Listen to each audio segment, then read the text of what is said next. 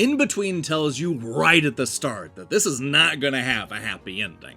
It's a clever new puzzle game that revolves around a terminally ill man who's grieving about his own mortality and what he will soon leave behind. That's not the most upbeat premise, but what it leads to is an emotionally rich journey full of memories, regrets, and level after brain-busting level of gravity-defying puzzles. Yeah, In Between is going to challenge you in more ways than one.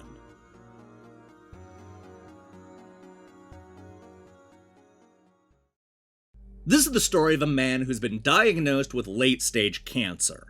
He only has a short time to live and worries about abandoning his wife and young daughter.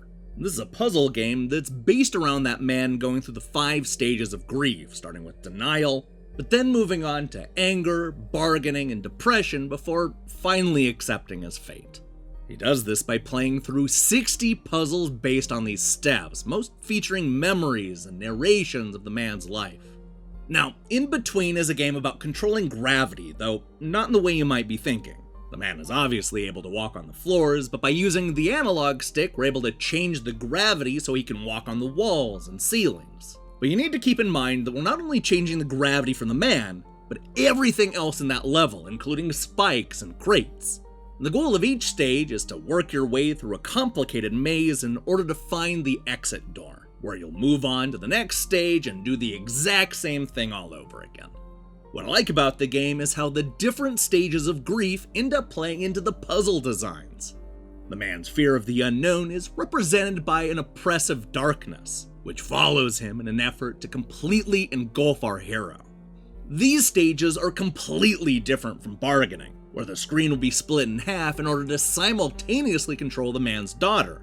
And then there's anger, where we're constantly trying to avoid triggering events. But even with the morphing obstacles and goals, the controls never change. You manage every aspect of the man's life with 2 analog sticks, one to move and the other to change the direction of the gravity. The simplicity works in the game's favor because the various obstacles can sometimes be overbearing. But just because the gameplay is easy doesn't mean the rest of the game is a cakewalk. From the very beginning, you'll find that In Between is punishing. All it takes is a single spike to crack the screen and send you right back to the start. The good news is that many of the harder stages come with a checkpoint, which might give you an example of just how long some of these puzzles are. What I really like is how each death will change the backgrounds by leaving a mark or even a large crack. It's a great touch that works well given the game's themes. From the moment I started the game, I knew that the story was going to leave me devastated. What I didn't expect was my extremely negative reaction to the narration. It's not that the voice acting is bad, but rather that the writing is always a bit too obvious. He's constantly making the most cliched observations, which had me rolling my eyes for most of the first half of the game. Thankfully, the writing does get better towards the end, but it always felt like a distraction. It's intended to be heavy, but I found that it took me completely out of the experience. You could remove a good chunk of the dialogue and not miss a thing. Or maybe they should have just conveyed everything through the incredibly stylish cinemas. And it's not just the cutscenes that look good, but the game across the board. Every part of this gravity ambivalent world is hand-drawn, and I especially like the style of the dying man. My one criticism of the presentation involves the backgrounds, which tend to look similar from one part of the game to the next. Most of the visual changes come in the form of different obstacles, but it would have been nice to see different colors and decorations used. Something that would help to set each section of the game apart. Thankfully, the clever puzzle designs help to overshadow all of the complaints I have. These are expertly crafted stages that often feel like they could be completed in a number of different ways. It's the kind of puzzle game that reminds me a lot of something like Braid and Crush, only with a much more depressing story. Look, I hope you won't let the sad themes and downbeat tone keep you from experiencing In Between, because this is a game that will continue to resonate for years to come.